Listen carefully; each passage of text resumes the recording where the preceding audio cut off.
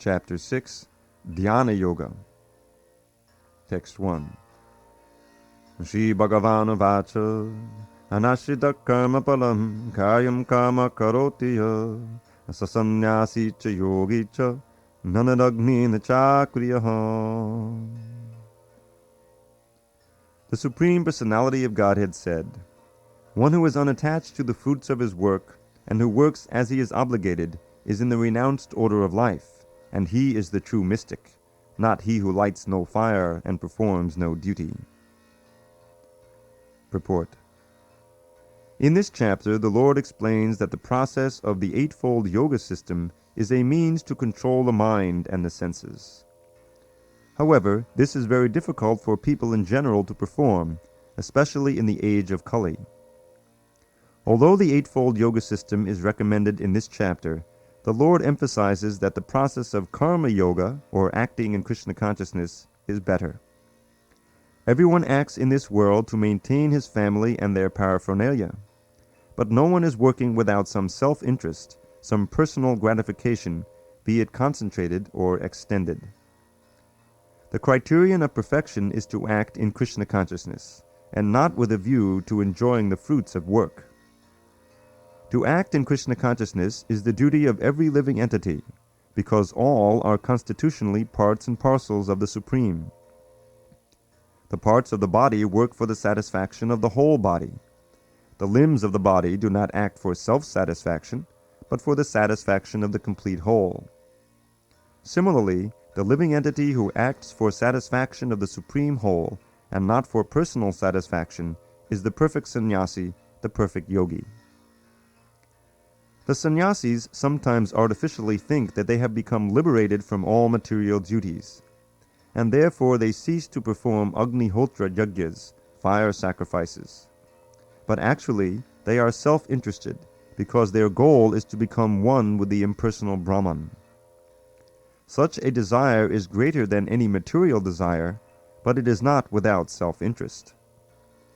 Similarly, the mystic yogi who practices the yoga system with half-open eyes, ceasing all material activities, desires some satisfaction for his personal self. But a person acting in Krishna consciousness works for the satisfaction of the whole, without self-interest.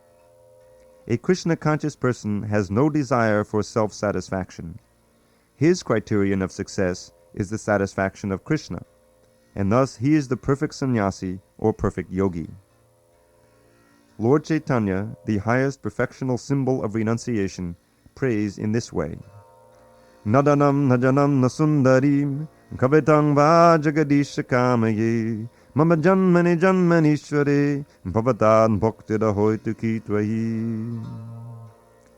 O Almighty Lord, I have no desire to accumulate wealth, nor to enjoy beautiful women, nor do I want any number of followers.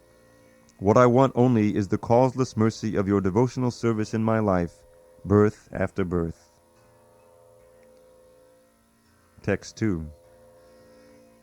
Yang sannyasam ati prahu yogam tam vidhi pandava na yasanyasta sankalpo yogi bhavati kaschana.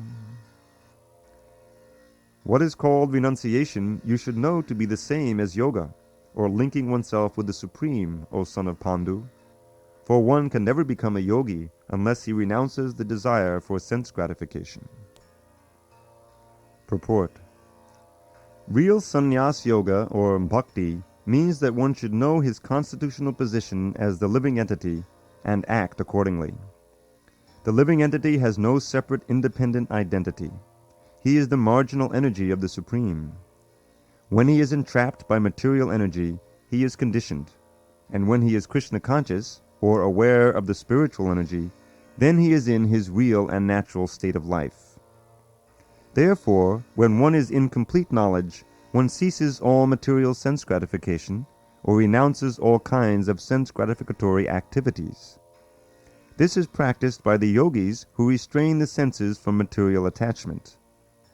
But a person in Krishna consciousness has no opportunity to engage his senses in anything which is not for the purpose of Krishna. Therefore, a Krishna-conscious person is simultaneously a sannyasi and a yogi. The purpose of knowledge and of restraining the senses, as prescribed in the Jnana and Yoga processes, is automatically served in Krishna consciousness. If one is unable to give up the activities of his selfish nature, then Jnana and Yoga are of no avail. The real aim is for a living entity to give up all selfish satisfaction and to be prepared to satisfy the Supreme. A Krishna-conscious person has no desire for any kind of self-enjoyment.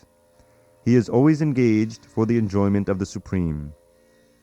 One who has no information of the Supreme must therefore be engaged in self-satisfaction, because no one can stand on the platform of inactivity. All purposes are perfectly served by the practice of Krishna consciousness. Text 3. Aruruksho munir yogam karma karanamuchyate yogarudhasya tasyaiva shamakaranamuchyate. For one who is a neophyte in the Eightfold Yoga system, work is said to be the means, and for one who is already elevated in yoga, cessation of all material activities is said to be the means. Purport. The process of linking oneself with the Supreme is called yoga. It may be compared to a ladder for attaining the topmost spiritual realization. This ladder begins from the lowest material condition of the living entity and rises up to perfect self-realization in pure spiritual life. According to various elevations, different parts of the ladder are known by different names. But all in all, the complete ladder is called yoga and may be divided into three parts, namely Jnana-yoga, Dhyāna-yoga, and Bhakti-yoga. The beginning of the ladder is called the Yoga-rurukshu stage, and the highest rung is called Yoga-rudha.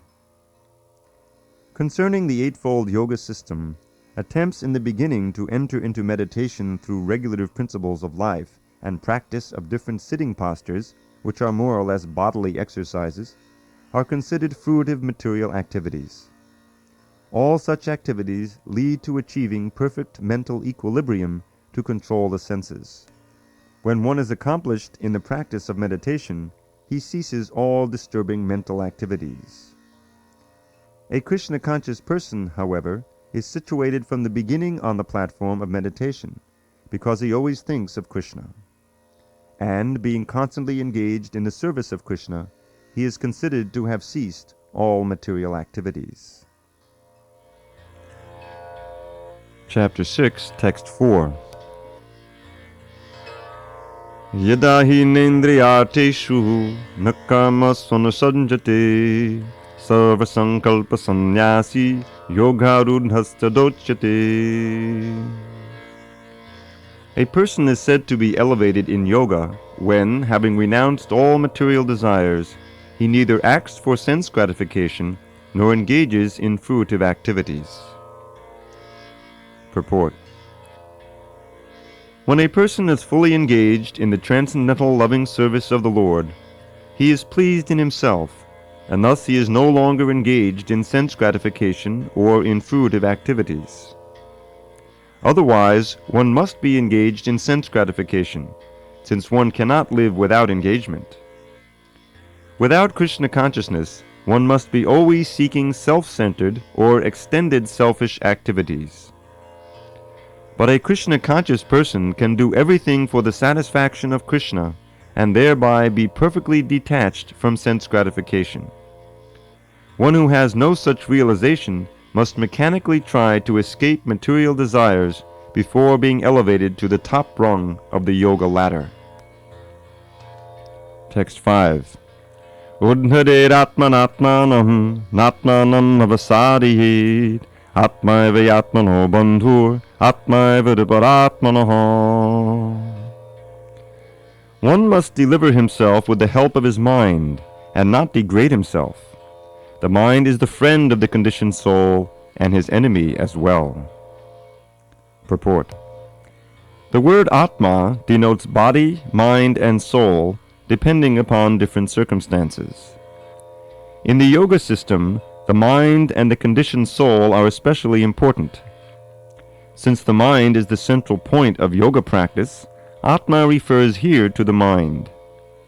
The purpose of the yoga system is to control the mind and to draw it away from attachment to sense objects.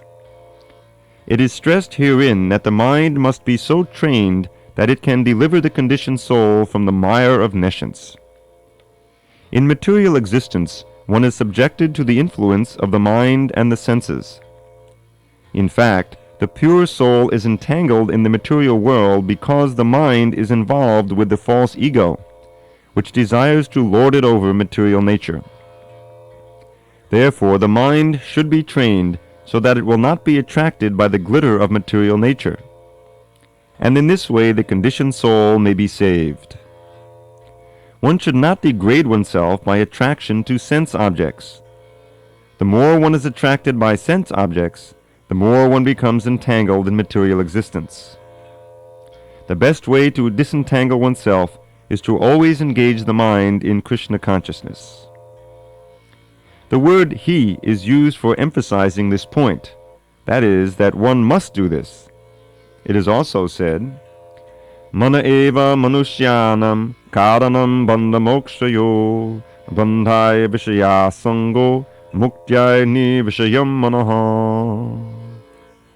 For man, mind is the cause of bondage, and mind is the cause of liberation. Mind absorbed in sense objects is the cause of bondage, and mind detached from the sense objects is the cause of liberation. Amrita Bindu Upanishad 2. Therefore, the mind which is always engaged in Krishna consciousness is the cause of supreme liberation. Text 6. Bandharatmatmanastasya yenatmaivatmana jitaha anatmanastu shatrutve vartetatmaiva shatruvat. For him who has conquered the mind is the best of friends. But for one who has failed to do so, his mind will remain the greatest enemy. Purport. The purpose of practicing Eightfold Yoga is to control the mind in order to make it a friend in discharging the human mission.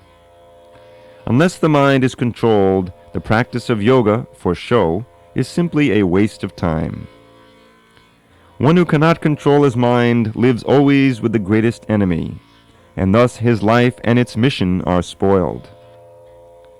The constitutional position of the living entity is to carry out the order of the superior.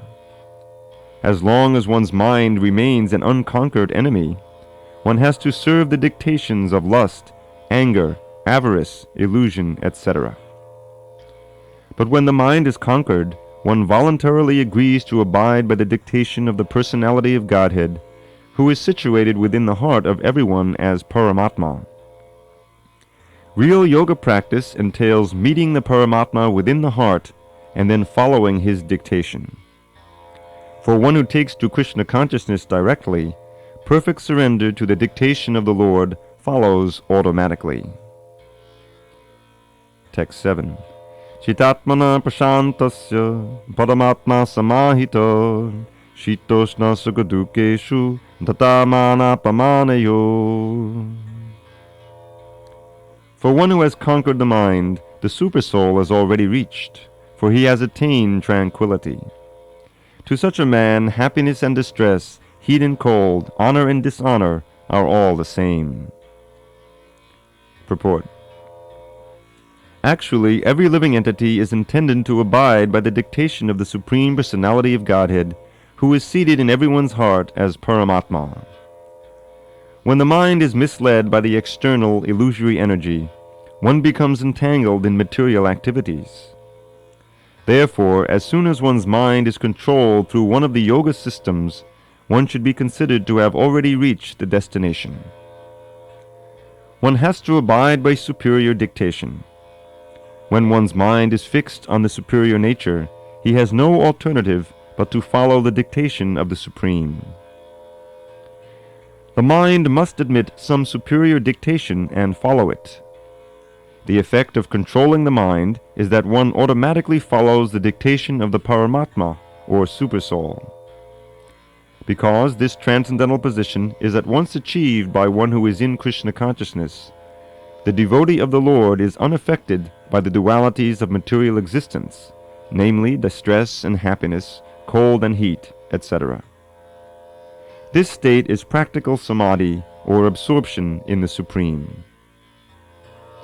Text 8.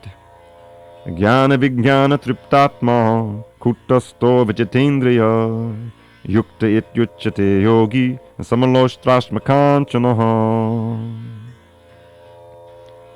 A person is said to be established in self-realization and is called a yogi or mystic when he is fully satisfied by virtue of acquired knowledge and realization. Such a person is situated in transcendence and is self-controlled. He sees everything, whether it be pebbles, stones, or gold, as the same. Purport. Book knowledge without realization of the Supreme Truth is useless. This is stated as follows. Atak Shri Krishna namadi nabhavegrahimindriyai sevonmukehi jivado swayameva sporatyadaha. No one can understand the transcendental nature of the name, form, quality, and pastimes of Sri Krishna through his materially contaminated senses. Only when one becomes spiritually saturated by transcendental service to the Lord are the transcendental name, form, quality, and pastimes of the Lord revealed to him. Bhakti Rasamrita Sindhu 1-2-234. This Bhagavad Gita is the science of Krishna consciousness. No one can become Krishna conscious simply by mundane scholarship. One must be fortunate enough to associate with a person who is in pure consciousness. A Krishna conscious person has realized knowledge by the grace of Krishna because he is satisfied with pure devotional service. By realized knowledge, one becomes perfect. By transcendental knowledge, one can remain steady in his convictions. But by mere academic knowledge, one can be easily deluded and confused by apparent contradictions. It is the realized soul who is actually self-controlled because he is surrendered to Krishna. He is transcendental because he has nothing to do with mundane scholarship. For him, mundane scholarship and mental speculation, which may be as good as gold to others, are of no greater value than pebbles or stones. Text 9. Surunitra judasina mandyasta dvesha bandhushu sadhu shapi chapapeshu samabudhi vishishyate. A person is considered still further advanced when he regards honest well-wishers, affectionate benefactors, the neutral, mediators, the envious, friends and enemies, the pious and the sinners, all with an equal mind. Text 10. Yogi yunjita satatam atmanang rahasistita ekaki yata chittatma nidashira parigraha. A transcendentalist should always engage his body, mind, and self in relationship with the Supreme. He should live alone in a secluded place and should always carefully control his mind. He should be free from desires and feelings of possessiveness. Purport. Krishna is realized in different degrees as Brahman, Paramatma, and the Supreme Personality of Godhead. Krishna consciousness means, concisely, to be always engaged in the transcendental loving service of the Lord. But those who are attached to the impersonal Brahman or the localized Supersoul are also partially Krishna conscious, because impersonal Brahman is the spiritual ray of Krishna, and the Supersoul is the all-pervading partial expansion of Krishna. Thus the impersonalist and the meditator are also indirectly Krishna conscious. A directly Krishna conscious person is the topmost transcendentalist because such a devotee knows what is meant by Brahman and Paramatma. His knowledge of the absolute truth is perfect, whereas the impersonalist and the meditative yogi are imperfectly Krishna conscious. Nevertheless, all of these are instructed herewith to be constantly engaged in their particular pursuits so that they may come to the highest perfection sooner or later. The first business of a transcendentalist is to keep the mind always on Krishna. One should always think of Krishna and not forget him even for a moment. Concentration of the mind on the Supreme is called Samadhi or trance. In order to concentrate the mind, one should always remain in seclusion and avoid disturbance by external objects. He should be very careful to accept favorable and reject unfavorable conditions that affect his realization. And in perfect determination, he should not hanker after unnecessary material things that entangle him by feelings of possessiveness. All these perfections and precautions are perfectly executed when one is directly in Krishna consciousness, because direct Krishna consciousness means self-abnegation, wherein there is very little chance for material possessiveness. Srila Rupa Goswami characterizes Krishna consciousness in this way.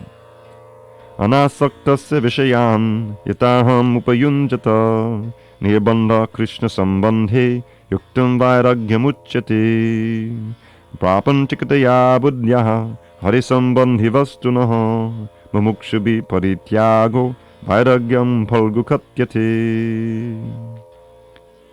When one is not attached to anything, but at the same time accepts everything in relation to Krishna, one is rightly situated above possessiveness. On the other hand, one who rejects everything without knowledge of its relationship to Krishna is not as complete in his renunciation. Bhakti Rasamrita Sindhu 2, 255-256. A Krishna-conscious person well knows that everything belongs to Krishna, and thus he is always free from feelings of personal possession. As such, he has no hankering for anything on his own personal account. He knows how to accept things in favor of Krishna consciousness and how to reject things unfavorable to Krishna consciousness. He is always aloof from material things because he is always transcendental, and he is always alone, having nothing to do with persons not in Krishna consciousness. Therefore, a person in Krishna consciousness is the perfect yogi. Texts 11-12. Shuchal deshe patishtapya stiramasanamatmano natyuchitam nati nicham chailajina kushotaram tatraikagram manakritva yatachittendriya kriya upavishyasane yunjad yogamatma vishuddhaye. To practice yoga, one should go to a secluded place and should lay kusha grass on the ground and then cover it with a deerskin and a soft cloth. The seat should be neither too high nor too low and should be situated in a sacred place. The yogi should then sit on it very firmly and practice yoga to purify the heart by controlling his mind, senses, and activities and fixing the mind on one point. Purport. Sacred place refers to places of pilgrimage. In India, the yogis, the transcendentalists or the devotees, all leave home and reside in sacred places such as Prayag, Mathura, Vrindavan, Rishikesh, and Hardwar, and in solitude practice yoga where the sacred rivers like the Yamuna and the Ganges flow. But often this is not possible, especially for Westerners. The so-called yoga societies in big cities may be successful in earning material benefit, but they are not at all suitable for the actual practice of yoga. One who is not self-controlled and whose mind is not undisturbed cannot practice meditation. Therefore, in the Brihan Naradiya Purana, it is said that in Kali Yuga, the present yuga or age, when people in general are short-lived, slow in spiritual realization, and always disturbed by various anxieties, the best means of spiritual realization is chanting the holy name of the Lord. Hare Nama, Hare Nama, Hare Nama eva kevalam, kalo nasjeva, nasjeva, nasjeva gataranyata. In this age of quarrel and hypocrisy, the only means of deliverance is chanting the holy name of the Lord. There is no other way, there is no other way, there is no other way. Texts 13-14. Samankaya shino grivam darayan achalang stiraha samprekshanasikhagrang swam dishascha navalokayan prashantatma vigatabhir brahmachari vratestitaha manak sangyam yamachitto yukta asita matparaha. One should hold one's body, neck, and head erect in a straight line and stare steadily at the tip of the nose. Thus, with an unagitated, subdued mind, devoid of fear, completely free from sex life, one should meditate upon me within the heart and make me the ultimate goal of life. Purport. The goal of life is to know Krishna, who is situated within the heart of every living being as Paramatma, the four-handed Vishnu form. The yoga process is practiced in order to discover and see this localized form of Vishnu, and not for any other purpose.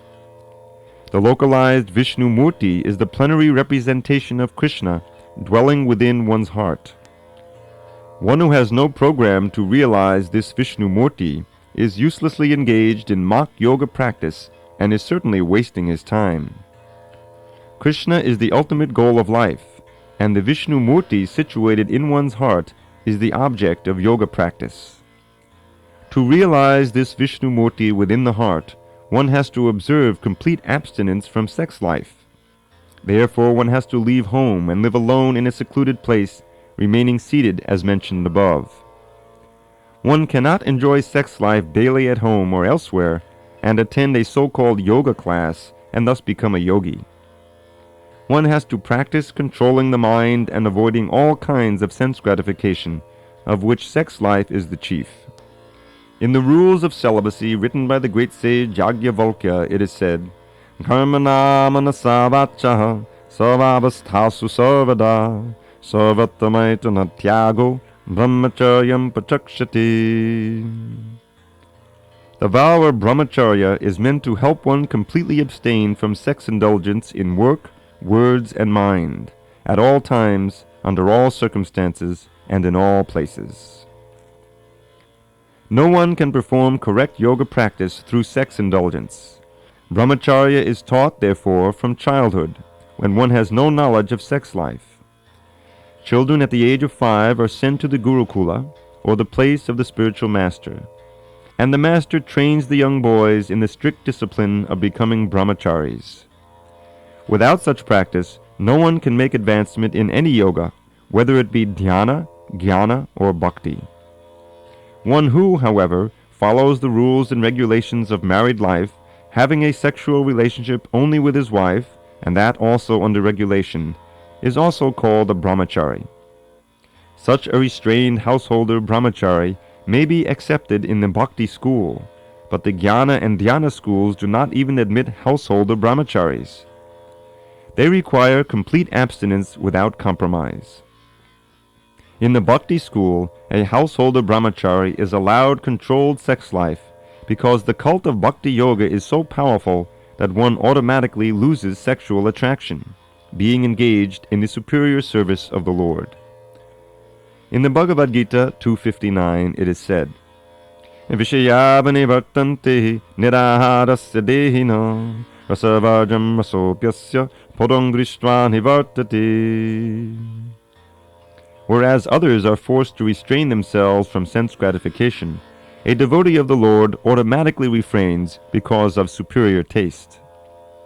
Other than the devotee, no one has any information of that superior taste. Vigata B.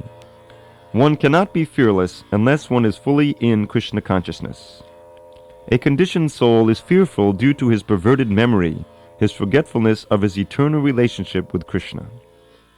The Bhagavatam 11:37 says, Bhayam dvatiya binaveshitak syad ishadapetasya viparyayo smriti.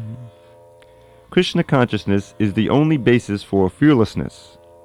Therefore, perfect practice is possible for a person who is Krishna conscious. And since the ultimate goal of yoga practice is to see the Lord within, a Krishna conscious person is already the best of all yogis. The principles of the yoga system mentioned herein are different from those of the popular so-called yoga societies. Text 15. Yunjan evam sadatmanam yogi niyatamanasa shantim nirvana padamam matsangstam adhigacchati. Thus practicing constant control of the body, mind, and activities, the mystic transcendentalist, his mind regulated, attains to the kingdom of God, or the abode of Krishna, by cessation of material existence. Purport. The ultimate goal in practicing yoga is now clearly explained. Yoga practice is not meant for attaining any kind of material facility. It is to enable the cessation of all material existence. One who seeks an improvement in health or aspires after material perfection is no yogi according to Bhagavad Gita. Nor does cessation of material existence entail one's entering into the void, which is only a myth. There is no void anywhere within the creation of the Lord. Rather, the cessation of material existence enables one to enter into the spiritual sky, the abode of the Lord. The abode of the Lord is also clearly described in the Bhagavad Gita as that place where there is no need of sun, moon, or electricity. All the planets in the spiritual kingdom are self-illuminated like the sun in the material sky. The kingdom of God is everywhere, but the spiritual sky and the planets thereof are called Paramdhama, or superior abodes. A consummate yogi who is perfect in understanding Lord Krishna, as is clearly stated herein by the Lord himself, Matchitta, Matpada, Matstanam, can attain real peace and can ultimately reach his supreme abode, Krishna Loka, known as Goloka Vrindavan. In the Brahma Samhita 537, it is clearly stated, Goloka heva nivisatya kilatma bhuta. The Lord, although residing always in his abode called Goloka, is the all-pervading Brahman and the localized Paramatma as well by dint of his superior spiritual energies. No one can reach the spiritual sky, Vaikuntha, or enter into the Lord's eternal abode, Goloka Vrindavan, without the proper understanding of Krishna and his plenary expansion, Vishnu. Therefore, a person working in Krishna consciousness is the perfect yogi, because his mind is always absorbed in Krishna's activities. Savai manok Krishna padara vindayo. In the Vedas also, Shvetashvatara Upanishad 3.8, we learn, Tameva vididvati mrityumeti. One can overcome the path of birth and death only by understanding the Supreme Personality of Godhead, Krishna. In other words, perfection of the yoga system is the attainment of freedom from material existence, and not some magical jugglery or gymnastic feats to befool innocent people. Text 16. Nat yashnatastu yogosti, nachayakantamanashnata, nachati swapnashilasya, jagrato naivacharjuna. There is no possibility of one's becoming a yogi, O Arjuna, if one eats too much or eats too little, sleeps too much or does not sleep enough. Purport. Regulation of diet and sleep is recommended herein for the yogis. Too much eating means eating more than is required to keep the body and soul together. There is no need for men to eat animals, because there is an ample supply of grains, vegetables, fruits, and milk. Such simple foodstuff is considered to be in the mode of goodness according to the Bhagavad Gita. Animal food is for those in the mode of ignorance. Therefore, those who indulge in animal food, drinking, smoking, and eating food which is not first offered to Krishna, will suffer sinful reactions because of eating only polluted things. Bhunjate te tvagam papa ye pachantyatma karanat. Anyone who eats for sense pleasure, or cooks for himself, not offering his food to Krishna, eats only sin. One who eats sin and eats more than is allotted to him cannot execute perfect yoga. It is best that one eat only the remnants of foodstuff offered to Krishna. A person in Krishna consciousness does not eat anything which is not first offered to Krishna. Therefore, only the Krishna conscious person can attain perfection in yoga practice. Nor can one who artificially abstains from eating, manufacturing his own personal process of fasting, practice yoga. The Krishna conscious person observes fasting as it is recommended in the scriptures. He does not fast or eat more than is required, and he is thus competent to perform yoga practice. One who eats more than required will dream very much while sleeping, and he must consequently sleep more than is required. One should not sleep more than 6 hours daily. One who sleeps more than 6 hours out of 24 is certainly influenced by the mode of ignorance. A person in the mode of ignorance is lazy and prone to sleep a great deal. Such a person cannot perform yoga. Text 17. Yuktahara viharasya yukta chestasya karmasu yukta swapnavabhodasya yogo bhavati dukkhaha. He who is regulated in his habits of eating, sleeping, recreation, and work can mitigate all material pains by practicing the yoga system. Purport.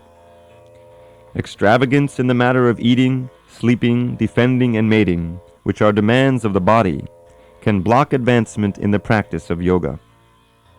As far as eating is concerned, it can be regulated only when one is practiced to take and accept prasadam, sanctified food. Lord Krishna is offered, according to the Bhagavad Gita 9:26, vegetables, flowers, fruits, grains, milk, etc.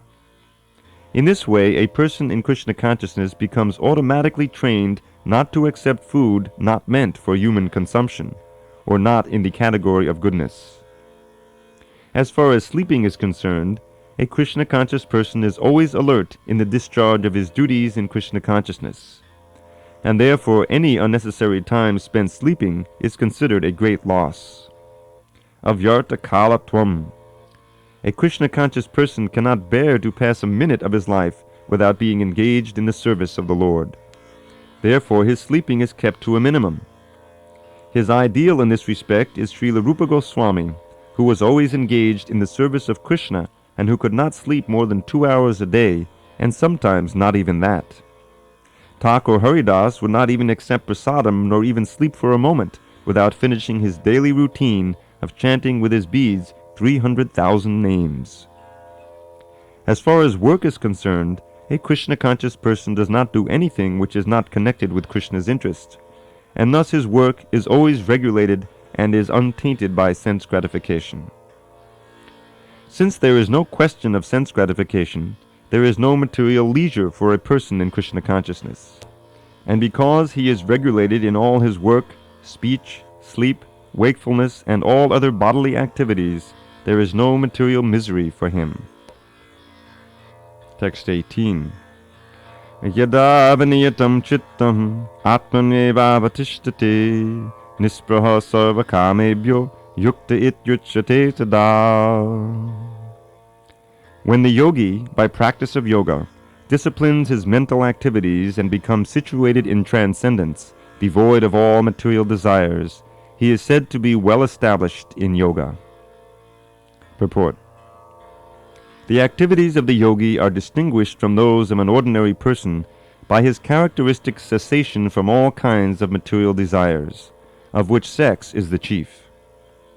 A perfect yogi is so well disciplined in the activities of the mind that he can no longer be disturbed by any kind of material desire. This perfectional stage can automatically be attained by persons in Krishna consciousness, as stated in the Srimad Bhagavatam 9:4-18-20.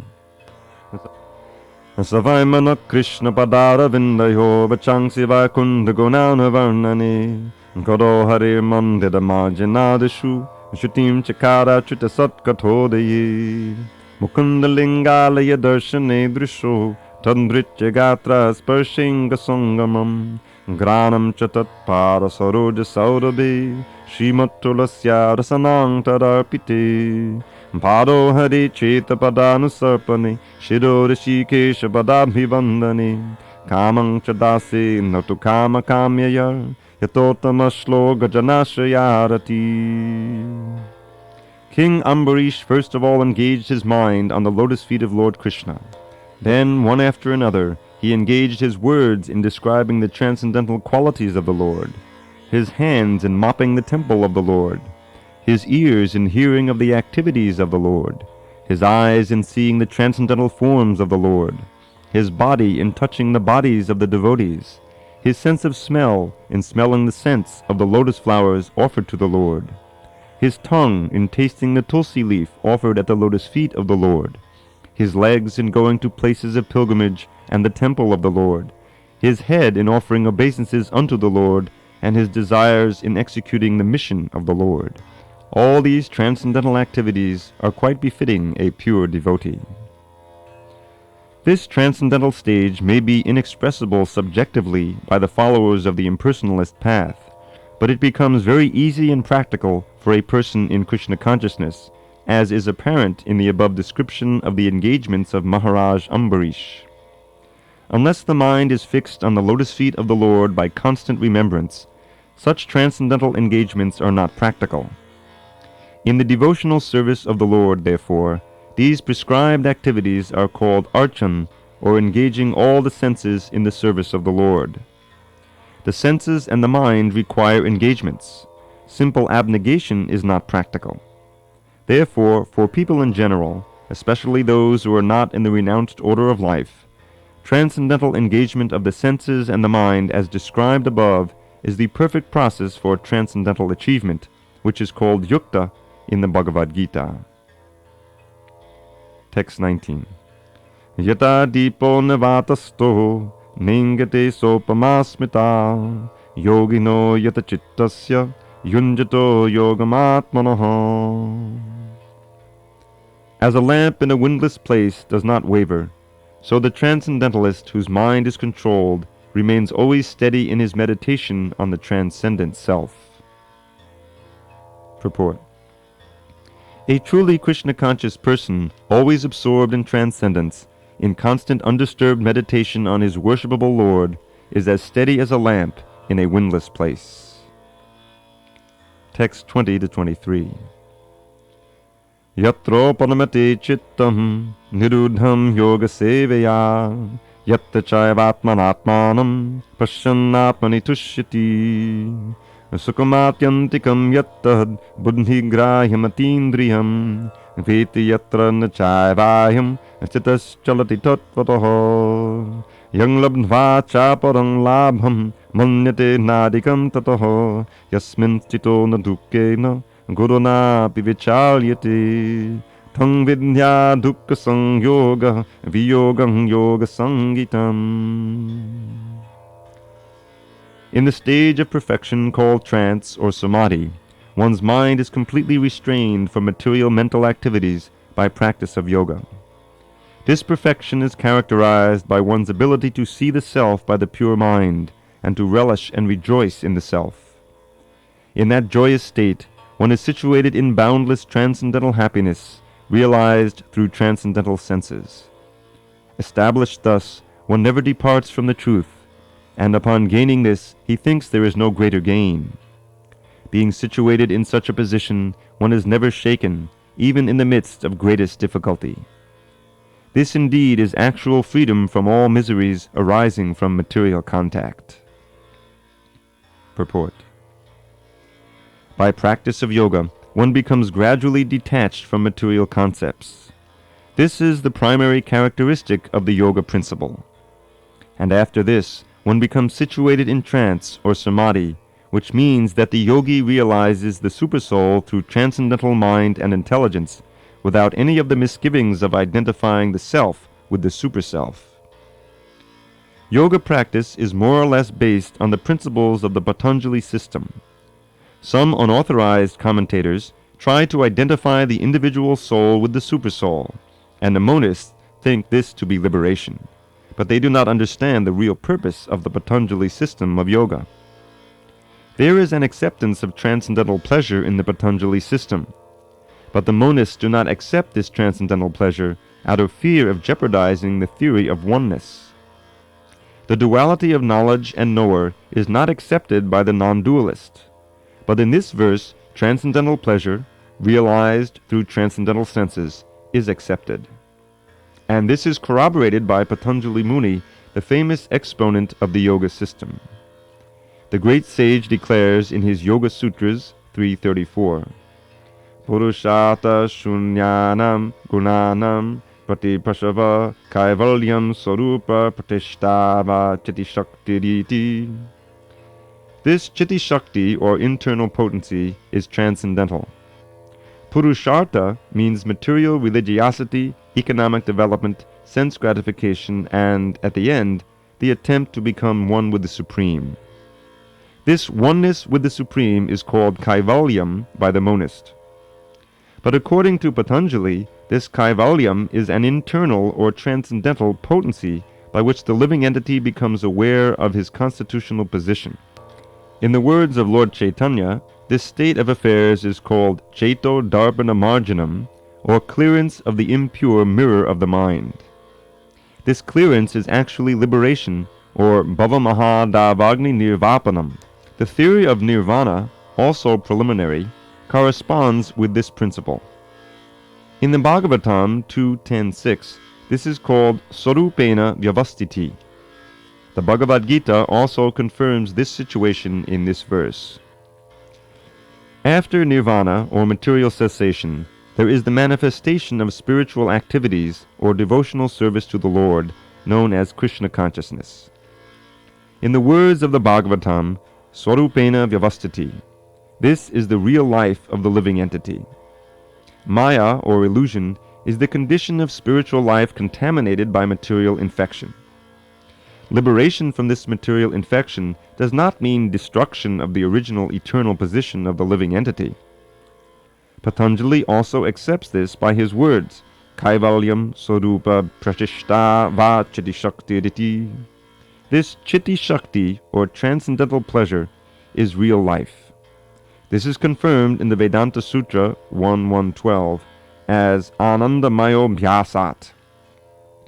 This natural transcendental pleasure is the ultimate goal of yoga and is easily achieved by execution of devotional service or Bhakti Yoga. Bhakti Yoga will be vividly described in the 7th chapter of Bhagavad Gita. In the yoga system as described in this chapter, there are two kinds of samadhi called Sampragyata Samadhi and Asampragyata Samadhi.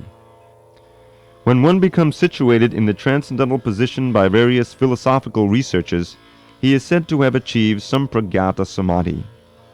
In the Asampragyata Samadhi, there is no longer any connection with mundane pleasure, for one is then transcendental to all sorts of happiness derived from the senses. When the yogi is once situated in that transcendental position, he is never shaken from it. Unless the yogi is able to reach this position, he is unsuccessful. Today's so-called yoga practice, which involves various sense pleasures, is contradictory. A yogi indulging in sex and intoxication is a mockery. Even those yogis who are attracted by the siddhis, perfections, in the process of yoga, are not perfectly situated. If yogis are attracted by the byproducts of yoga, then they cannot attain the stage of perfection, as is stated in this verse. Persons, therefore, indulging in the make-show practice of gymnastic feats or siddhis should know that the aim of yoga is lost in that way. The best practice of yoga in this age is Krishna consciousness, which is not baffling. A Krishna-conscious person is so happy in his occupation that he does not aspire after any other happiness. There are many impediments, especially in this age of hypocrisy, to practicing Hatha Yoga, Dhyāna-yoga, and Jnana-yoga. But there is no such problem in executing Karma Yoga or Bhakti Yoga. As long as the material body exists, one has to meet the demands of the body, namely eating, sleeping, defending, and mating. But a person who is in pure Bhakti Yoga or in Krishna consciousness does not arouse the senses while meeting the demands of the body. Rather, he accepts the bare necessities of life, making the best use of a bad bargain, and enjoys transcendental happiness in Krishna consciousness. He is callous toward incidental occurrences, such as accidents, disease, scarcity, and even the death of a most dear relative. But he is always alert to execute his duties in Krishna consciousness or Bhakti Yoga. Accidents never deviate him from his duty. As stated in the Bhagavad Gita 2.14, Agama pahino nityas tang titikshasvam Bharata. He endures all such incidental occurrences because he knows that they come and go and do not affect his duties. In this way he achieves the highest perfection in yoga practice.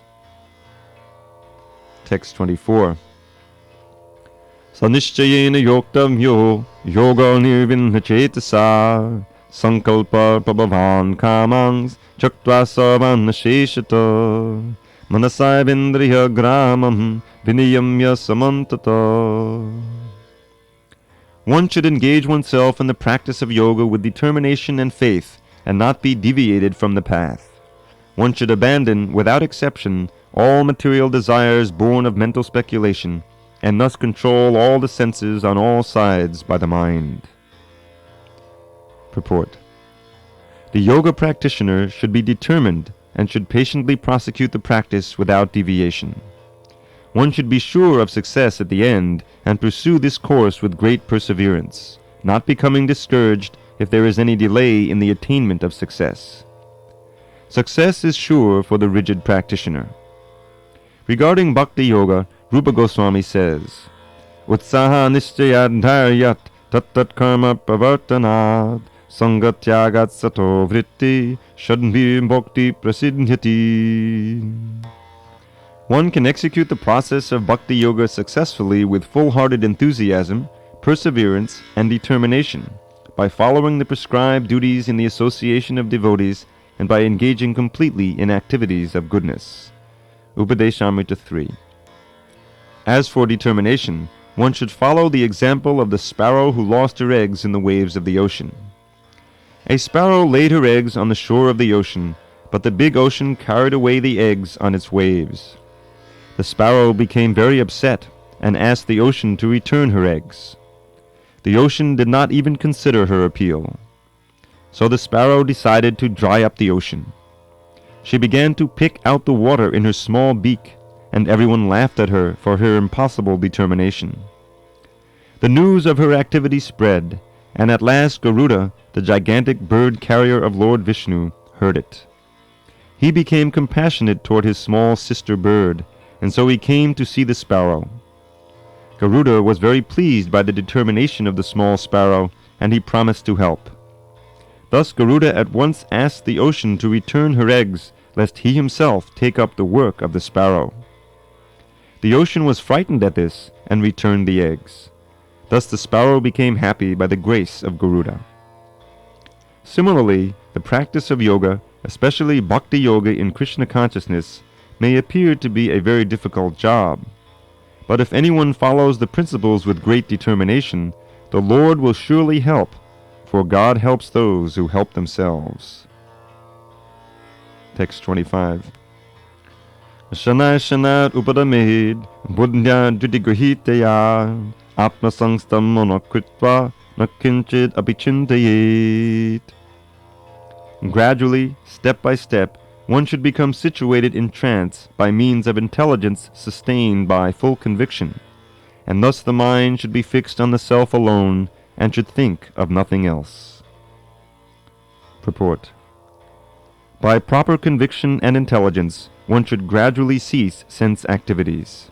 This is called pratyahara. The mind, being controlled by conviction, meditation, and cessation from the senses, should be situated in trance or samadhi. At that time there is no longer any danger of becoming engaged in the material conception of life. In other words, although one is involved with matter as long as the material body exists, one should not think about sense gratification. One should think of no pleasure aside from the pleasure of the Supreme Self. This state is easily attained by directly practicing Krishna consciousness. Text 26. Yato yato nischalati manaschanchalamasthidam tatastato niyamyatad atmanyeva vashannayet. From wherever the mind wanders due to its flickering and unsteady nature, one must certainly withdraw it and bring it back under the control of the self. Purport. The nature of the mind is flickering and unsteady. But a self-realized yogi has to control the mind. The mind should not control him. One who controls the mind, and therefore the senses as well, is called Goswami or Swami, and one who is controlled by the mind is called Godas, or the servant of the senses. A Goswami knows the standard of sense happiness. In transcendental sense happiness, the senses are engaged in the service of Rishikesh, or the supreme owner of the senses, Krishna. Serving Krishna with purified senses is called Krishna consciousness. That is the way of bringing the senses under full control. What is more, that is the highest perfection of yoga practice. Text 27. Prashanta manasangyenam yoginam sukhamuttamam upayati shanta rajasam brahmabhutam makalmasham. The yogi whose mind is fixed on me verily attains the highest perfection of transcendental happiness. He is beyond the mode of passion. He realizes his qualitative identity with the Supreme, and thus he is freed from all reactions to past deeds. Brahmabhuta is the state of being free from material contamination and situated in the transcendental service of the Lord.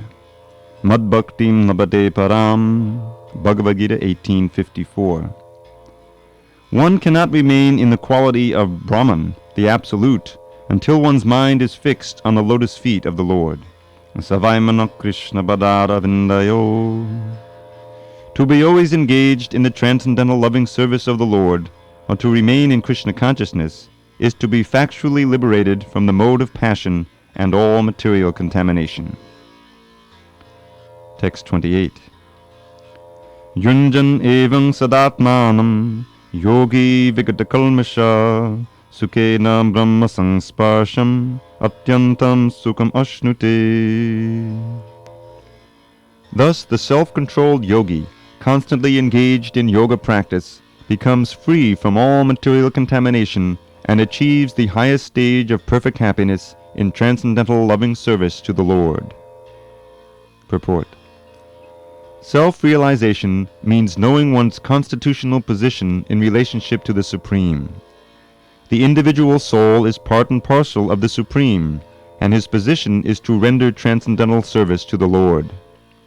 This transcendental contact with the Supreme is called Brahma Sangsparsha. Text 29. Sarva bhutastam atmanam sarva bhutani chatmani ikshate yoga yuktatma sarvatra samadarshana. A true yogi observes me in all beings and also sees every being in me. Indeed, the self-realized person sees me, the Supreme Lord, everywhere. Purport. A Krishna-conscious yogi is the perfect seer because he sees Krishna, the Supreme, situated in everyone's heart as Supersoul, Paramatma. Ishwarak sarva bhutanang riddeshe Arjuna tishtati. The Lord in his Paramatma feature is situated within both the heart of the dog and that of a Brahman. The perfect yogi knows that the Lord is eternally transcendental and is not materially affected by his presence in either a dog or a Brahman. That is the supreme neutrality of the Lord. The individual soul is also situated in the individual heart, but he is not present in all hearts. That is the distinction between the individual soul and the supersoul. One who is not factually in the practice of yoga cannot see so clearly. A Krishna-conscious person can see Krishna in the heart of both the believer and the non-believer. In the Smriti, this is confirmed as follows. Atatatvacha matritvacha atma hi paramohari. The Lord, being the source of all beings, is like the mother and the maintainer. As the mother is neutral to all different kinds of children, the Supreme Father or Mother is also. Consequently, the Supersoul is always in every living being. Outwardly also, every living being is situated in the energy of the Lord. As will be explained in the 7th chapter, the Lord has primarily two energies, the spiritual or superior and the material or inferior. The living entity, although part of the superior energy, is conditioned by the inferior energy. The living entity is always in the Lord's energy. Every living entity is situated in him in one way or another.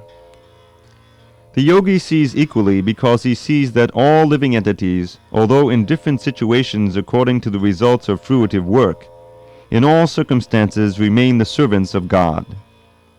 While in the material energy, the living entity serves the material senses, and while in spiritual energy, he serves the Supreme Lord directly. In either case, the living entity is the servant of God.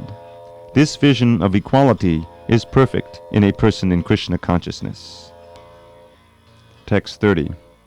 Yo mam pashyati sarvatra sarvam cha mahi pashyati tasyaham na panashyami sachame na panashyati.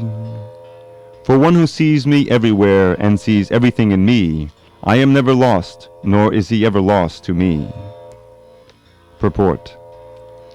A person in Krishna consciousness certainly sees Lord Krishna everywhere, and he sees everything in Krishna. Such a person may appear to see all separate manifestations of the material nature, but in each and every instance he is conscious of Krishna, knowing that everything is a manifestation of Krishna's energy. Nothing can exist without Krishna, and Krishna is the Lord of everything. This is the basic principle of Krishna consciousness. Krishna consciousness is the development of love of Krishna, a position transcendental even to material liberation. At this stage of Krishna consciousness, beyond self-realization, the devotee becomes one with Krishna in the sense that Krishna becomes everything for the devotee, and the devotee becomes full in loving Krishna. An intimate relationship between the Lord and the devotee then exists. In that stage, the living entity can never be annihilated, nor is the personality of Godhead ever out of sight of the devotee. To merge in Krishna is spiritual annihilation. A devotee takes no such risk. It is stated in the Brahma Samhita 5:38. Premanjana chudita bhakti velochanena sandak sadaiv hridiyeshu velokayanti yang shyama sundaram achindaguna swarupam govindamari purusham tamaham bhajami. I worship the primeval Lord, Govinda, who is always seen by the devotee whose eyes are anointed with the pulp of love. He is seen in his eternal form of Shyama Sundar, situated within the heart of the devotee. At this stage, Lord Krishna never disappears from the sight of the devotee, nor does the devotee ever lose sight of the Lord. In the case of a yogi who sees the Lord as Paramatma within the heart, the same applies. Such a yogi turns into a pure devotee and cannot bear to live for a moment without seeing the Lord within himself. Text 31. Sarvabhutastitam yomam bhajate kattamastitaha sarvata vartamanopi sayogi mahivartate. Such a yogi who engages in the worshipful service of the Supersoul, knowing that I and the Supersoul are one, remains always in me in all circumstances. Purport. A yogi who is practicing meditation on the Supersoul sees within himself the plenary portion of Krishna as Vishnu, with 4 hands holding conch shell, wheel, club, and lotus flower. The yogi should know that Vishnu is not different from Krishna. Krishna, in this form of Supersoul, is situated in everyone's heart. Furthermore, there is no difference between the innumerable Supersouls present in the innumerable hearts of living entities. Nor is there a difference between a Krishna-conscious person always engaged in the transcendental loving service of Krishna and a perfect yogi engaged in meditation on the Supersoul. The yogi in Krishna consciousness, even though he may be engaged in various activities while in material existence, remains always situated in Krishna. This is confirmed in the Bhakti Rasamrita Sindhu 1-187 of Srila Rupa Goswami. Nikalasapyavastasu jivan mukta sa uchyate. A devotee of the Lord, always acting in Krishna consciousness, is automatically liberated. In the Narada Pancharatra, this is confirmed in this way. Dikkala janabachinne Krishne cheto vidayacha tannayo bhavati kshipram jivo brahmane yojayet. By concentrating one's attention on the transcendental form of Krishna, who is all-pervading and beyond time and space, one becomes absorbed in thinking of Krishna, and then attains the happy state of transcendental association with him. Krishna consciousness is the highest stage of trance in yoga practice. This very understanding that Krishna is present as Paramatma in everyone's heart makes the yogi faultless. The Vedas, Gopal Tapani Upanishad 121, confirm this inconceivable potency of the Lord as follows. Eko pisan bahudayo vabhati. Although the Lord is one, He is present in innumerable hearts as many.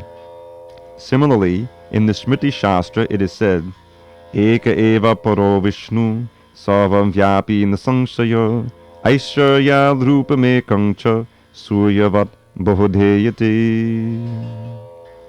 Vishnu is one, and yet He is certainly all-pervading. By His inconceivable potency, in spite of His one form, He is present everywhere, as the sun appears in many places at once. Text 32. Atma pamhina sarvatra samam pashyati yojana sukumbhaya devadukam sayogi paramomata. He is a perfect yogi who, by comparison to his own self, sees the true equality of all beings in both their happiness and their distress, O Arjuna. Purport. One who is Krishna conscious is a perfect yogi.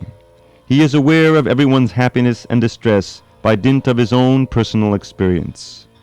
The cause of the distress of a living entity is forgetfulness of his relationship with God, and the cause of happiness is knowing Krishna to be the supreme enjoyer of all the activities of the human being, the proprietor of all lands and planets, and the sincerest friend of all living entities.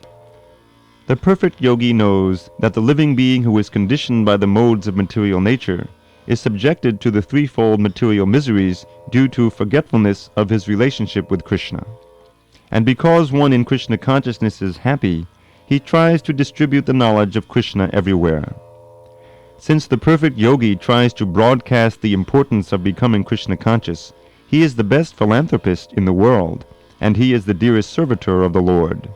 Nachatasman manushyesu kaschan me priyakrittama. Bhagavad Gita 1869.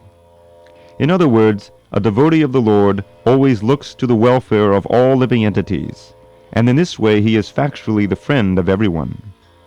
He is the best yogi because he does not desire perfection in yoga for his personal benefit, but tries for others also. He does not envy his fellow living entities. Here is a contrast between a pure devotee of the Lord and a yogi interested only in his personal elevation. The yogi who has withdrawn to a secluded place in order to meditate perfectly may not be as perfect as a devotee who is trying his best to turn every man toward Krishna consciousness. Text 33. Arjuna vacha yoyam yogastvaya prokta samyena madhusudana etasyaham na pashyami chanchalatvat stitim stiram. Arjuna said, O Madhusudana, the system of yoga which you have summarized appears impractical and unendurable to me, for the mind is restless and unsteady. Purport. The system of mysticism described by Lord Krishna to Arjuna, beginning with the words Shusha Deshe and ending with Yogi Parama, is here being rejected by Arjuna out of a feeling of inability. It is not possible for an ordinary man to leave home and go to a secluded place in the mountains or jungles to practice yoga in this age of Kali. The present age is characterized by a bitter struggle for a life of short duration. People are not serious about self-realization even by simple practical means, and what to speak of this difficult yoga system, which regulates the mode of living, the manner of sitting, selection of place, and detachment of the mind from material engagements. As a practical man, Arjuna thought it was impossible to follow this system of yoga, even though he was favorably endowed in many ways. He belonged to the royal family and was highly elevated in terms of numerous qualities. He was a great warrior, he had great longevity, and, above all, he was the most intimate friend of Lord Krishna, the Supreme Personality of Godhead. 5,000 years ago, Arjuna had much better facilities than we do now. Yet he refused to accept this system of yoga. In fact, we do not find any record in history of his practicing it at any time. Therefore, this system must be considered generally impossible in this age of Kali. Of course, it may be possible for some very few rare men, but for the people in general, it is an impossible proposal. If this were so 5,000 years ago, then what of the present day? Those who are imitating this yoga system in different so-called schools and societies, although complacent, are certainly wasting their time.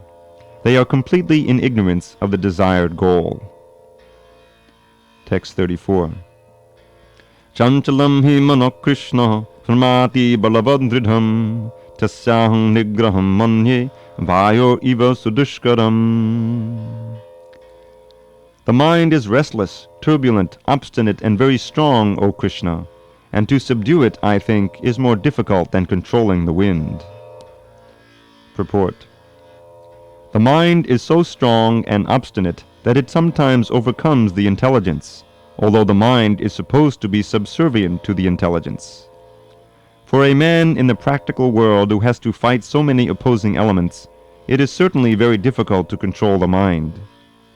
Artificially, one may establish a mental equilibrium toward both friend and enemy, but ultimately no worldly man can do so, for this is more difficult than controlling the raging wind. In the Vedic literature, Katha Upanishad 1.3, 3-4, it is said, Atmanam ratinam vidhi, shariram ratamevacha, buddhim tu saratim vidhi, monak pragraham evacha, indriyani hayan ahu, vishayansteshu gocharan, atmendriya mano yuktam, bhoktet yahu manishina. The individual is the passenger in the car of the material body, and intelligence is the driver. Mind is the driving instrument, and the senses are the horses. The self is thus the enjoyer or sufferer in association of the mind and senses. So it is understood by great thinkers. Intelligence is supposed to direct the mind, but the mind is so strong and obstinate that it often overcomes even one's own intelligence, as an acute infection may surpass the efficacy of medicine. Such a strong mind is supposed to be controlled by the practice of yoga. But such practice is never practical for a worldly person like Arjuna. And what can we say of modern man? The simile used here is appropriate. One cannot capture the blowing wind, and it is even more difficult to capture the turbulent mind. The easiest way to control the mind, as suggested by Lord Chaitanya, is chanting Hare Krishna, the great mantra for deliverance, in all humility. The method prescribed is Savaimana Krishna Badara Vindayo. One must engage one's mind fully in Krishna. Only then will there remain no other engagements to agitate the mind. Text 35. Shri Bhagavana Vacha Asankshayam Mahabaho Manodur Nigraham Chalam Abhyasena tu Kunteya Vairagyena Chagrihyate. Lord Sri Krishna said, O mighty armed son of Kunti, it is undoubtedly very difficult to curb the restless mind, but it is possible by suitable practice and by detachment. Purport. The difficulty of controlling the obstinate mind, as expressed by Arjuna, is accepted by the Personality of Godhead. But at the same time, he suggests that by practice and detachment it is possible. What is that practice? In the present age, no one can observe the strict rules and regulations of placing oneself in a sacred place, focusing the mind on the Supersoul, restraining the senses and mind, observing celibacy, remaining alone, etc. By the practice of Krishna consciousness, however, one engages in 9 types of devotional service to the Lord. The first and foremost of such devotional engagements is hearing about Krishna. This is a very powerful transcendental method for purging the mind of all misgivings. The more one hears about Krishna, the more one becomes enlightened and detached from everything that draws the mind away from Krishna. By detaching the mind from activities not devoted to the Lord, one can very easily learn Vairagya. Vairagya means detachment from matter and engagement of the mind in spirit. Impersonal spiritual detachment is more difficult than attaching the mind to the activities of Krishna. This is practical because by hearing about Krishna, one becomes automatically attached to the Supreme Spirit. This attachment is called padeshanubhava, spiritual satisfaction. It is just like the feeling of satisfaction a hungry man has for every morsel of food he eats. The more one eats while hungry, the more one feels satisfaction and strength. Similarly, by discharge of devotional service, one feels transcendental satisfaction as the mind becomes detached from material objectives. It is something like curing a disease by expert treatment and appropriate diet. Hearing of the transcendental activities of Lord Krishna is therefore expert treatment for the mad mind, and eating the foodstuff offered to Krishna is the appropriate diet for the suffering patient. This treatment is the process of Krishna consciousness. Text 36. Asangshayatmana yogo dushprapa iti me mati vashyatmana tu yatata shakyo vaptum upayata. For one whose mind is unbridled, self-realization is difficult work. But he whose mind is controlled and who strives by appropriate means is assured of success. That is my opinion. Purport. The Supreme Personality of Godhead declares that one who does not accept the proper treatment to detach the mind from material engagement can hardly achieve success in self-realization. Trying to practice yoga while engaging the mind in material enjoyment is like trying to ignite a fire while pouring water on it. Yoga practice without mental control is a waste of time. Such a show of yoga may be materially lucrative, but it is useless as far as spiritual realization is concerned. Therefore, one must control the mind by engaging it constantly in the transcendental loving service of the Lord. Unless one is engaged in Krishna consciousness, he cannot steadily control the mind. A Krishna conscious person easily achieves the result of yoga practice without separate endeavor, but a yoga practitioner cannot achieve success without becoming Krishna conscious. Text 37. Arjuna uvacha ayati shandayopeto yoga chalitamanasa aprapya yoga samsiddhim kam gatim Krishna gacchati. Arjuna said, O Krishna, what is the destination of the unsuccessful transcendentalist who in the beginning takes to the process of self-realization with faith, but who later desists due to worldly mindedness and thus does not attain perfection in mysticism? Purport. The path of self-realization or mysticism is described in the Bhagavad Gita.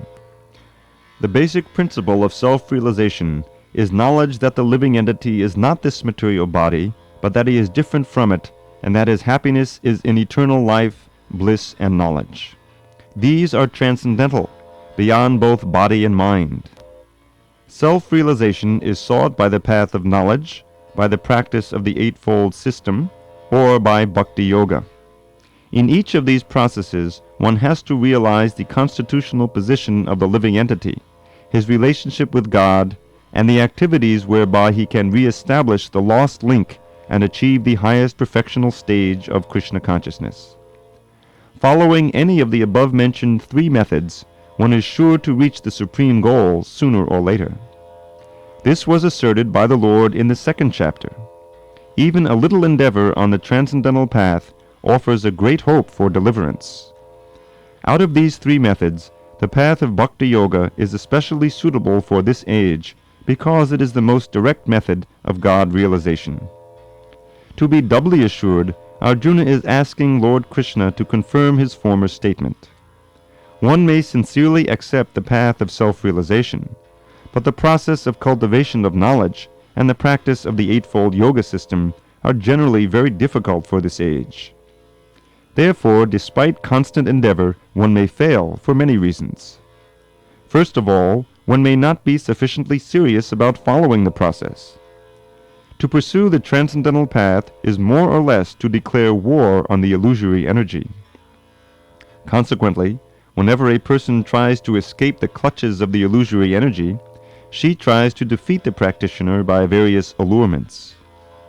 A conditioned soul is already allured by the modes of material energy, and there is every chance of being allured again, even while performing transcendental disciplines. This is called Yogat Chalita Manasa, deviation from the Transcendental Path. Arjuna is inquisitive to know the results of deviation from the path of self-realization. Text 38. Akachinno bhaya vimbrashtash chinnabhram ivanashyati apratishto mahabaho vimudho brahmanakpati. O mighty armed Krishna, does not such a man, who is bewildered from the path of transcendence, fall away from both spiritual and material success and perish like a riven cloud, with no position in any sphere? Purport.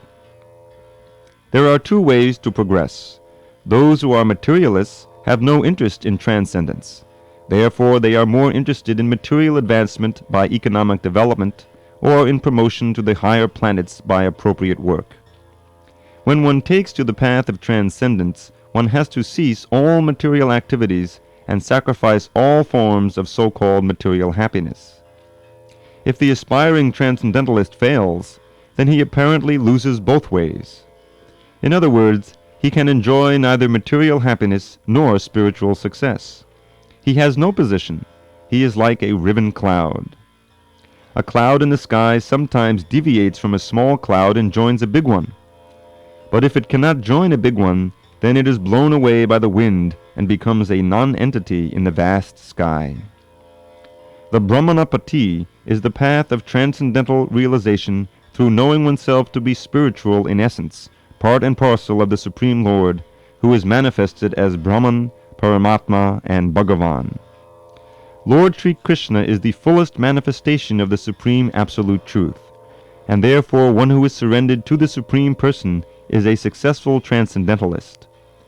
To reach this goal of life through Brahman and Paramatma realization takes many, many births.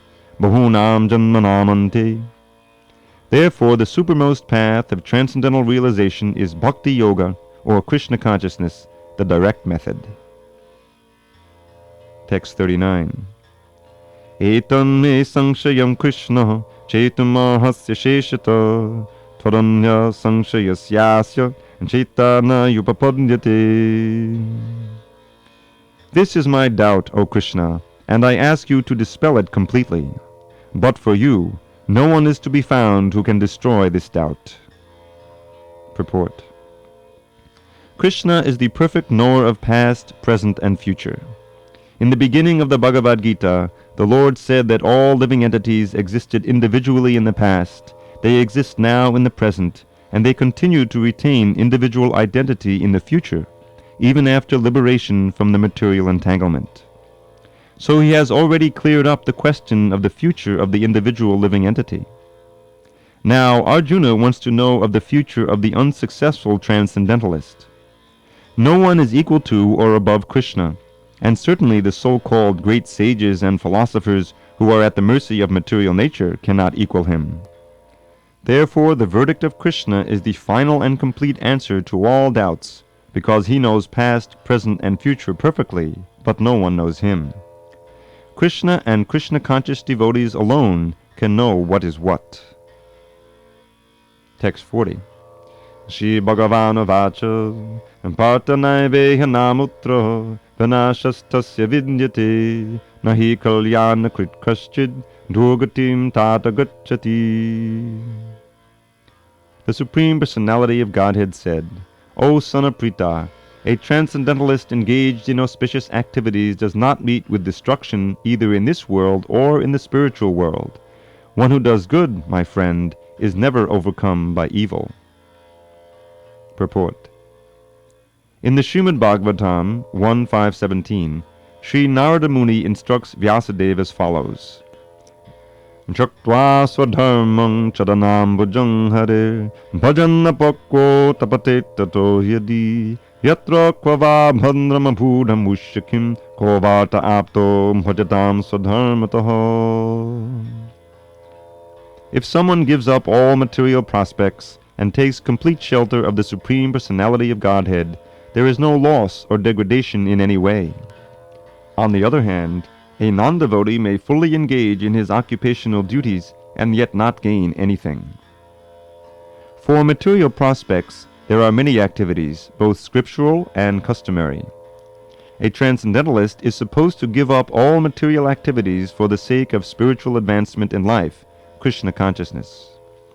One may argue that by Krishna consciousness, one may attain the highest perfection if it is completed, but if one does not attain such a perfectional stage, then he loses both materially and spiritually. It is enjoined in the scriptures that one has to suffer the reaction for not executing prescribed duties. Therefore, one who fails to discharge transcendental activities properly becomes subjected to these reactions. The Bhagavatam assures the unsuccessful transcendentalist that there need be no worries. Even though he may be subjected to the reaction for not perfectly executing prescribed duties, he is still not a loser, because auspicious Krishna consciousness is never forgotten, and one so engaged will continue to be so even if he is lowborn in the next life. On the other hand, one who simply follows strictly the prescribed duties need not necessarily attain auspicious results if he is lacking in Krishna consciousness. The purport may be understood as follows. Humanity may be divided into two sections, namely the regulated and the non-regulated. Those who are engaged simply in bestial sense gratifications without knowledge of their next life or spiritual salvation belong to the non-regulated section. And those who follow the principles of prescribed duties in the scriptures are classified amongst the regulated section. The non-regulated section, both civilized and non-civilized, educated and non-educated, strong and weak, are full of animal propensities. Their activities are never auspicious, because while enjoying the animal propensities of eating, sleeping, defending, and mating, they perpetually remain in material existence, which is always miserable. On the other hand, those who are regulated by scriptural injunctions and who thus rise gradually to Krishna consciousness certainly progress in life.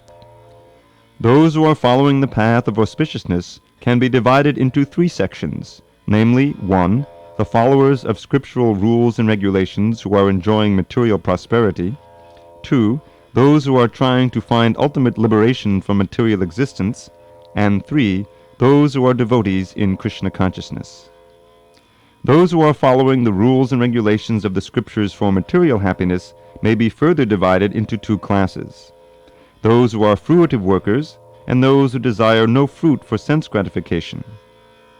Those who are after fruitive results for sense gratification may be elevated to a higher standard of life, even to the higher planets, but still, because they are not free from material existence, they are not following the truly auspicious path. The only auspicious activities are those which lead one to liberation. Any activity which is not aimed at ultimate self-realization or liberation from the material bodily concept of life is not at all auspicious. Activity in Krishna consciousness is the only auspicious activity, and anyone who voluntarily accepts all bodily discomforts for the sake of making progress on the path of Krishna consciousness can be called a perfect transcendentalist under severe austerity. And because the Eightfold Yoga system is directed toward the ultimate realization of Krishna consciousness, such practice is also auspicious, and no one who is trying his best in this matter need fear degradation. Text 41. Prapya punna kutang lokan ushitva shasvati samal ashuchinang shimatang gehe yogam bhrashtom vijayate.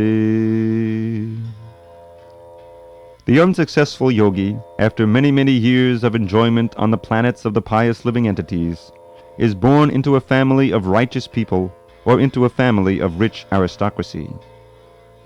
Purport. The unsuccessful yogis are divided into two classes. One is fallen after very little progress, and one is fallen after long practice of yoga. The yogi who falls after a short period of practice goes to the higher planets, where pious living entities are allowed to enter. After prolonged life there, one is sent back again to this planet to take birth in the family of a righteous Brahmin Vaishnav or of aristocratic merchants. The real purpose of yoga practice is to achieve the highest perfection of Krishna consciousness, as explained in the last verse of this chapter. But those who do not persevere to such an extent and who fail because of material allurements are allowed, by the grace of the Lord, to make full utilization of their material propensities.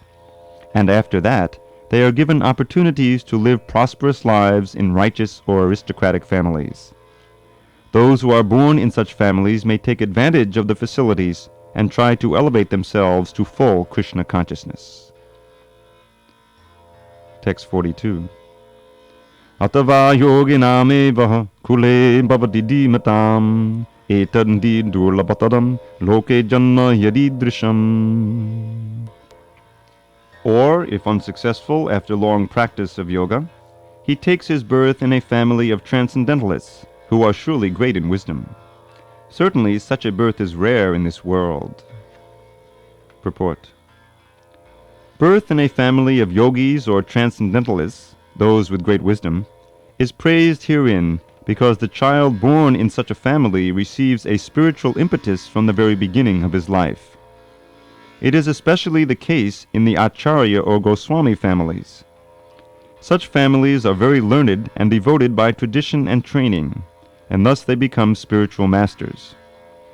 In India there are many such Acharya families, but they have now degenerated due to insufficient education and training. By the grace of the Lord, there are still families that foster transcendentalists generation after generation. It is certainly very fortunate to take birth in such families. Fortunately, both our spiritual master, Om Vishnupad Sri Sriman Bhaktivedanta Saraswati Goswami Maharaj, and our humble self had the opportunity to take birth in such families by the grace of the Lord, and both of us were trained in the devotional service of the Lord from the very beginning of our lives. Later on we met by the order of the transcendental system. Text 43. Tatratam buddhi sangyogam labate parvadehikam yatate chatato bhuya sangsiddhau kudunandana. On taking such a birth, he revives the divine consciousness of his previous life, and he again tries to make further progress in order to achieve complete success, O son of Kuru. Purport. King Bharata, who took his third birth in the family of a good Brahmin, is an example of good birth for the revival of previous transcendental consciousness. King Bharata was the emperor of the world, and since his time this planet has been known among the demigods as Bharata Varsha. Formerly it was known as Ilavrata Varsha. The emperor, at an early age, retired for spiritual perfection, but failed to achieve success. In his next life, he took birth in the family of a good Brahmin and was known as Jada Bharata, because he always remained secluded and did not talk to anyone. And later on he was discovered as the greatest transcendentalist by King Rahugana. From his life it is understood that transcendental endeavors, or the practice of yoga, never go in vain. By the grace of the Lord, the transcendentalist gets repeated opportunities for complete perfection in Krishna consciousness. Text 44. Purvabhyasena tenaivaha hriyate yavashopi sa jignasurapi yogasya shabdam brahmati vartate. By virtue of the divine consciousness of his previous life, he automatically becomes attracted to the yogic principles, even without seeking them. Such an inquisitive transcendentalist stands always above the ritualistic principles of the scriptures. Purport. Advanced yogis are not very much attracted to the rituals of the scriptures, but they automatically become attracted to the yoga principles, which can elevate them to complete Krishna consciousness, the highest yoga perfection. In the Srimad Bhagavatam 3.33.7, such disregard of Vedic rituals by the advanced transcendentalists is explained as follows. Aho bata shapachoto gariyan yajjinghagre vartate namatubhyam te pustapaste juhuvu sasnaraya brahmanucho namagunanti yehite. O my Lord, persons who chant the holy names of your Lordship are far, far advanced in spiritual life, even if born in families of dog-eaters. Such chanters have undoubtedly performed all kinds of austerities and sacrifices, bathed in all sacred places, and finished all scriptural studies. The famous example of this was presented by Lord Chaitanya, who accepted Thakur Haridas as one of his most important disciples. Although Thakur Haridas happened to take his birth in a Muslim family, he was elevated to the post of Namacharya by Lord Chaitanya due to his rigidly attended principle of chanting 300,000 holy names of the Lord daily. Hare Krishna, Krishna Krishna, Hare Hare, Hare Rama, Rama Rama, Hare Hare. And because he chanted the holy name of the Lord constantly, it is understood that in his previous life he must have passed through all the ritualistic methods of the Vedas, known as Shabda Brahma. Unless, therefore, one is purified, one cannot take to the principles of Krishna consciousness or become engaged in chanting the holy name of the Lord, Hare Krishna. Text 45. Prayatna yatamanastu yogi sang shuddha kilbisha aneka janma sang siddhas tato yati param gatim. And when the yogi engages himself with sincere endeavor in making further progress, being washed of all contaminations, then ultimately, achieving perfection after many births of practice, he attains the supreme goal. Purport. A person born in a particular righteous, aristocratic, or sacred family becomes conscious of his favorable condition for executing yoga practice. With determination, therefore, he begins his unfinished task, and thus he completely cleanses himself of all material contaminations. When he is finally free from all contaminations, he attains the supreme perfection, Krishna consciousness. Krishna consciousness is the perfect stage of being freed of all contaminations. This is confirmed in the Bhagavad Gita 7.28. Yesham tundakatam papam jananam punyakarmanam te dvandammohani mukta patante mang dridhavrata. After many births of executing pious activities, when one is completely freed from all contaminations and from all illusory dualities, one becomes engaged in the transcendental loving service of the Lord. Text 46. Tapasvibhyo diko yogi, jnanibhyo pimato dika, karmibhyascha diko yogi, tasmad yogi bhavarjuna. A yogi is greater than an ascetic, greater than the empiricist, and greater than the fruitive worker. Therefore, O Arjuna, in all circumstances, be a yogi. Purport. When we speak of yoga, we refer to linking our consciousness with the Supreme Absolute Truth. Such a process is named differently by various practitioners in terms of the particular method adopted. When the linking process is predominantly in fruitive activities, it is called karma yoga. When it is predominantly empirical, it is called Dhyāna-yoga. And when it is predominantly in devotional relationship with the Supreme Lord, it is called Bhakti yoga. Bhakti yoga, or Krishna consciousness, is the ultimate perfection of all yogas, as will be explained in the next verse. The Lord has confirmed herein the superiority of yoga, but he has not mentioned that it is better than Bhakti yoga. Bhakti yoga is full spiritual knowledge, and therefore nothing can excel it. Asceticism without self-knowledge is imperfect. Empiric knowledge without surrender to the Supreme Lord is also imperfect. And fruitive work without Krishna consciousness is a waste of time. Therefore, the most highly praised form of yoga performance mentioned here is Bhakti yoga, and this is still more clearly explained in the next verse. Text 47. Yoginam api sarvesham madgatenantaratmana shraddhavan bhajate yomang same yuktatamo mataha. And of all yogis, the one with great faith who always abides in me, thinks of me within himself, and renders transcendental loving service to me, he is the most intimately united with me in yoga, and is the highest of all. That is my opinion. Purport. The word bhajate is significant here. Bhajate has its root in the verb bhaj, which is used when there is need of service. The English word worship cannot be used in the same sense as bhaj.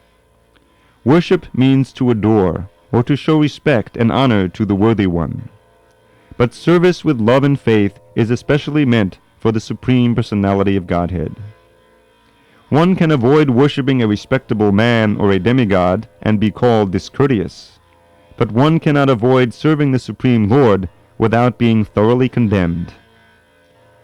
Every living entity is part and parcel of the Supreme Personality of Godhead, and thus every living entity is intended to serve the Supreme Lord by his own constitution. Failing to do this, he falls down. The Bhagavatam 11.5.3 confirms this as follows. Yaesham purusham sakshad atma prabhavamishwaram nabhajantya vajananti stanan brashta patantyadha. Anyone who does not render service and neglects his duty unto the primeval Lord, who is the source of all living entities, will certainly fall down from his constitutional position. In this verse also the word bhajanti is used. Therefore, bhajanti is applicable to the Supreme Lord only, whereas the word worship can be applied to demigods or to any other common living entity. The word avajananti, used in this verse of Srimad Bhagavatam, is also found in the Bhagavad Gita. Avajananti mamudha. Only the fools and rascals deride the Supreme Personality of Godhead, Lord Krishna. Such fools take it upon themselves to write commentaries on the Bhagavad Gita without an attitude of service to the Lord. Consequently, they cannot properly distinguish between the word bhajanti and the word worship. The culmination of all kinds of yoga practices lies in bhakti yoga. All other yogas are but means to come to the point of bhakti in bhakti yoga. Yoga actually means bhakti yoga. All other yogas are progressions toward the destination of bhakti yoga. From the beginning of karma yoga to the end of bhakti yoga is a long way to self-realization. Karma yoga, without fruitive results, is the beginning of this path. When karma yoga increases in knowledge and renunciation, the stage is called Jnana yoga. When Jnana yoga increases in meditation on the supersoul by different physical processes, and the mind is on him, it is called Ashtanga yoga. And when one surpasses the Ashtanga yoga and comes to the point of the Supreme Personality of Godhead, Krishna, it is called Bhakti yoga, the culmination. Factually, Bhakti yoga is the ultimate goal, but to analyze Bhakti yoga minutely, one has to understand these other yogas. The yogi who is progressive is therefore on the path of eternal good fortune. One who sticks to a particular point and does not make further progress is called by that particular name: karma yogi, jnana yogi, or dhyana yogi, raja yogi, hatha yogi, etc. If one is fortunate enough to come to the point of bhakti yoga, it is to be understood that he has surpassed all other yogas. Therefore, to become Krishna conscious is the highest stage of yoga, just as when we speak of Himalayan, we refer to the world's highest mountains, of which the highest peak, Mount Everest, is considered to be the culmination. It is by great fortune that one comes to Krishna consciousness on the path of bhakti yoga, to become well situated according to the Vedic direction. The ideal yogi concentrates his attention on Krishna, who is called Shyama Sundar, who is as beautifully colored as a cloud, whose lotus-like face is as effulgent as the sun, whose dress is brilliant with jewels, and whose body is flower-garlanded. Illuminating all sides is his gorgeous luster, which is called the Brahma-jyoti. He incarnates in different forms such as Rama, Nrsimha, Varaha, and Krishna, the Supreme Personality of Godhead, and he descends like a human being as the son of Mother Yashoda, and he is known as Krishna, Govinda, and Vasudeva. He is the perfect child, husband, friend, and master, and he is full with all opulences and transcendental qualities. If one remains fully conscious of these features of the Lord, he is called the highest yogi.